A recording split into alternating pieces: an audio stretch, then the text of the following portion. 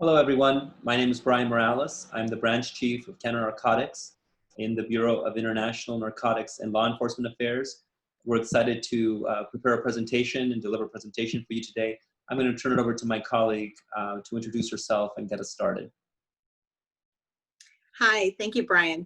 I'm Charlotte Sisson, and I'm the Drug Demand Reduction Team Lead, also in the same branch as Brian, the U.S. State Department, the International Narcotics and Law Enforcement. Brian, why don't you start the slides and we'll get started. Okay, excellent.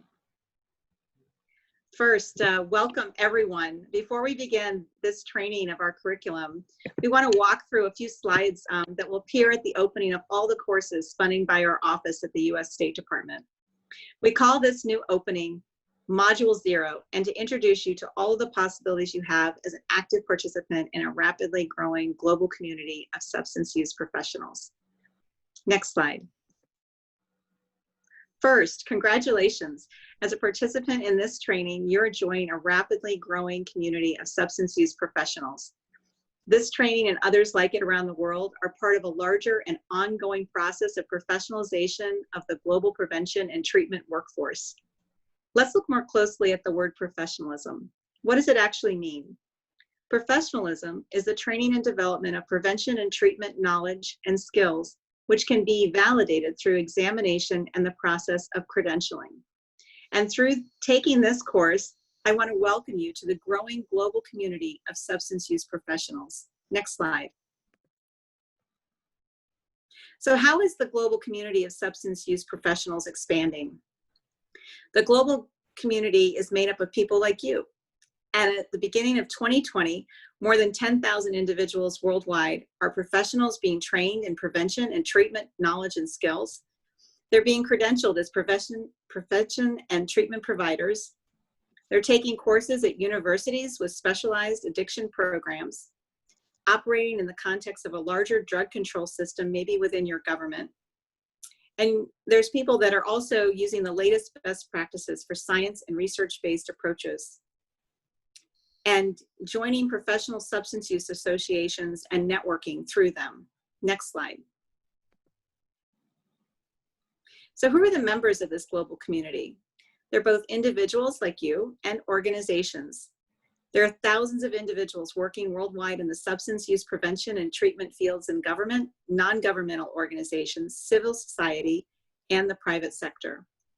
Examples of these substance use professionals are drug control policymakers, prevention specialists, substance use disorder treatment providers, medical doctors, mental health specialists, other clinicians in related health care and social service, law enforcement and criminal justice personnel who work in drug courts and maybe other diversion programs, peer support recovery specialists, addiction scientists and researchers, and university students maybe studying addiction. In the next few slides, I'll review how you can participate in professional activities, of which there are 3 global substance use professional organizations: the International Society of Substance Use Professionals, ISUP, the International Consortium of Universities for Drug Demand Reduction, ICU-DDR, and the Global Center for Credentialing and Certification, GCCC. Next slide. ISUP, the International Society of Substance Use Professionals, maybe you're already a member, was established in INL in 2015 to support the development of global prevention and treatment workforce. ISUP's broader mission is to ground and guide the drug treatment and drug demand reduction field in keeping up with evidence-based approaches, quality standards, and sound ethical best practices. ISUP provides its members with the opportunities and access to share knowledge, exchange experiences, and stay up to date with the latest research in the field. As members of ISUP, you can open the door to individuals and network of professionals who will help you grow and expand your knowledge and skills and give you the hundreds of participant manuals for this course and for more. So you can access all of these courses that you're taking now on the ISUP website. To date, there are more than 10,000 ISUP members worldwide with national chapters almost in 20 countries. You can learn more about ISUP and join for free at www.isup.net. We strongly encourage you to join this week, since this training that you are completing is recognized by ISIP, and credit hours of education will be documented on your private profile. This training record is valuable for purposes of certification when you apply for certain opportunities. Next slide. Join ISIP is free. There's no better reason to not join now. ISIP website again is www.isip.net. There's actually 4 levels of membership, each with its own criteria and benefits. There's a regular member, which is for anyone interested in the drug prevention or treatment field. It's a non-professional applicant and can include anyone from volunteers, family members, or non-accredited community members. A professional member, this category is for those that are undertaking a role that makes a contribution to the drug demand reduction field, even though you're not 100% dedicated to the activity. That can be professions such as social workers, religious leaders, medical professionals, teachers, youth workers, community workers, and academics. Drug demand reduction professional member, this level membership is for those who have specific qualifications, expertise, and experience directly linked to the drug demand reduction field. The criteria can either be that you have 5 years of experience working in the field. It could also be that you demonstrate a specific professional qualification in the field that is directly related to drug demand reduction as one of its fundamental purposes. You can also demonstrate that you've completed the internationally recognized training relevant to drug demand reduction, such as taking this course and others. Or you can hold a relevant qualification or credential related to substance use disorder prevention, treatment, and of course, recovery support. Finally, there's a student membership. If you're a student attending any educational institution, and it can be in any field, or even if you are attending training with drug demand reduction for this course, that is a student membership for ISIP. There's different criteria for registering, and there's many benefits for joining. You can access different online networks. You can learn from the knowledge share. There's the ability to share and work with experience with others, access to job opportunities. All of this information you can find at isip.net. There is one criteria that all ISIP members must accept, the ISIP ethical principles, and you can read more about those on the website as well. Next slide. Another organization is the International Consortium of Universities for Drug Demand Reduction.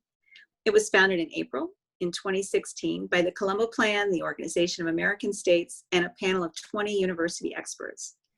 ICU-DDR is a global consortium of universities which offer undergraduate, graduate, and postgraduate study programs specifically focusing on the transfer and adaptation of science-based prevention and treatment.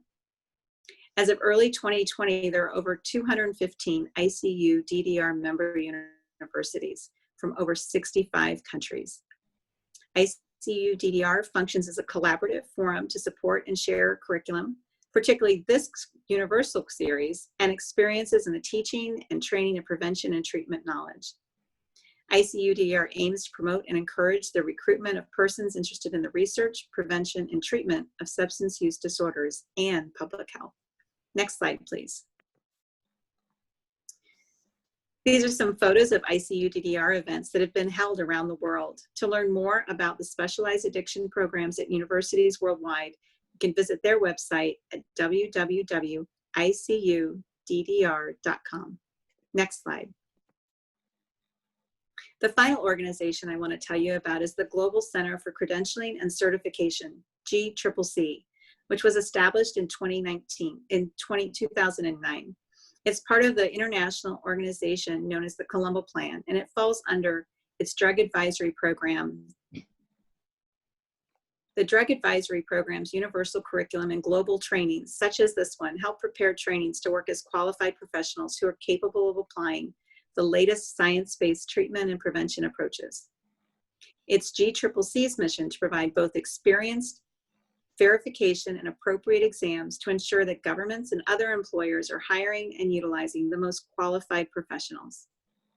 The hours that you put into this training can be logged onto the ISIP website, and then you can apply to qualify for GCCC, the International Addictions Professional Exams, to earn professional credits. Throughout the year, GCCC hosts many international certified addiction professional examinations around the world. Next slide, please.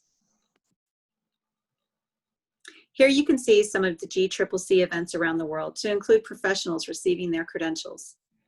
You're invited to visit the GCCC website at www.globalccc.org for more information how to accelerate your career with a credential.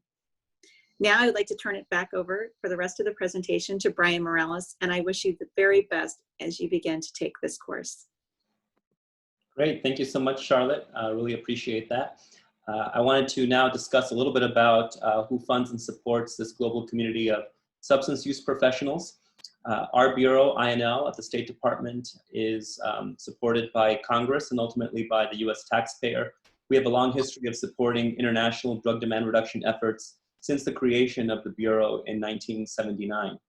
It's also worth noting that addressing substance use remains a key priority for the US overall. The United States funds more than 80% of the world's drug research, and we also champion the right of every person to be free from slavery of any kind, including the chemical slavery that results from drug use. Now, where does this global community meet? The members of this community meet in two ways. They meet digitally through ISUP and its vast global networks, and we're going to learn more about ISUP networks in later slides. And they also meet face-to-face for training programs on university campus settings, at conferences held at the global, national, regional, and local levels. This global community operates in a larger context as well of the international drug control environment. And I wanted to discuss a little bit about the three key areas or parts of this system. The first aspect of the international drug control environment is made up of three treaties or conventions that are adopted by the United Nations to guide international drug control efforts. The purpose of these treaties is to ensure that drugs are available for medical and scientific purposes while preventing abuse and diversion of those drugs into illicit channels. And the three treaties are the 1961 Single Convention on Narcotic Drugs, the 1971 Convention on Psychotropic Substances, and the 1988 Convention Against Illicit Traffic in Narcotic Drugs and Psychotropic Substances. A second element of the international drug control environment is the Commission on Narcotic Drugs, also known as the CND, which was established by the United Nations to serve as a body that supervises the application of the three UN drug control treaties. Every year, around the second or third week of March, the world gets together at the annual CND to meet on global drug issues. And the conventions and the CND are supported by the United Nations Office on Drugs and Crime out of Vienna, Austria. Finally, the third element in the international drug control environment is the INCB, or the International Narcotics Control Board, which is also located in Vienna, Austria. And this body helps member states achieve their aims of the UN drug control conventions by providing technical assistance and guidance to member states. And they also monitor the worldwide production, trade, and consumption of narcotic drugs and psychotropic substances. The INCB is made up of 13 experts who are each elected in their personal capacity. Now I want to turn to another element, which are the 5 international drug demand reduction organizations with whom INL partners that operate within this context of the broader framework. So those 5 organizations, I'm going to go one by one and describe them a little bit. Colombo Plan's Drug Advisory Program, which Charlotte already discussed, it spearheads the drug demand reduction and drug supply reduction efforts, primarily in the Asia-Pacific region with its headquarters in Colombo, Sri Lanka, but also in Africa and Latin America. It provides technical assistance, training, and programming across 5 continents. As Charlotte mentioned, since 2009, the Global Center for Credentialing and Certification, or GCCC, has operated as a unit of the DAP, of the Drug Advisory Program. And Colombo Plan has also opened regional offices in Chile, and that was in 2017. And it's also had a longstanding office in Kabul, Afghanistan since 2010. Next, the Inter-American Drug Abuse Control Commission, or CCAD, which is a unit of the Organization of American States, is the Western Hemisphere's policy forum for dealing with the drug problem. The demand reduction section of CCAD works with member states to build institutional and human resource capacity through training and certification programs. Next, the African Union Commission is the policymaking organ of the African Union, an intergovernmental organization of 55 African countries, which is responsible for formulating continental policies and frameworks. It promotes the adoption of comprehensive, balanced, and integrated policies to counter the world drug problem, including scaling up evidence-based services to address health and social impacts of drug use. And the AUC promotes minimum quality standards for drug treatment and seeks to strengthen epidemiological networks for research and data collection. Next, the United Nations Office on Drugs and Crime, which I referenced earlier, operates in all regions of the world through an extensive network of field offices to assist member states in responding to the world drug problem. UNODC encourages a balanced drug approach between supply and demand reduction activities with a fundamental emphasis for the respect of human rights. Finally, the World Health Organization is the directing and coordinating authority on international health issues within the United Nations system. It provides leadership on critical matters of health by shaping the research agenda, disseminating knowledge, implementing norms and standards, and articulating policy options that are based both in science and ethics. Next, I want to discuss how you can participate in this community of substance use professionals. And the easiest way, as Charlotte mentioned, is to join ISUP and register at the website. Registering only takes a few minutes and membership is free. All you need to do is click on this membership icon on the home page, and then you can select from the 4 levels of membership that Charlotte described. As she mentioned, all of them are free. Membership allows you to immediately connect with over 10,000 members worldwide. And as an ISUP member, you can instantly access information, news, scientific research, and training opportunities. ISUP is the fastest way and easiest way to network both digitally and face-to-face with other members of the global community of substance use professionals. And what are the benefits?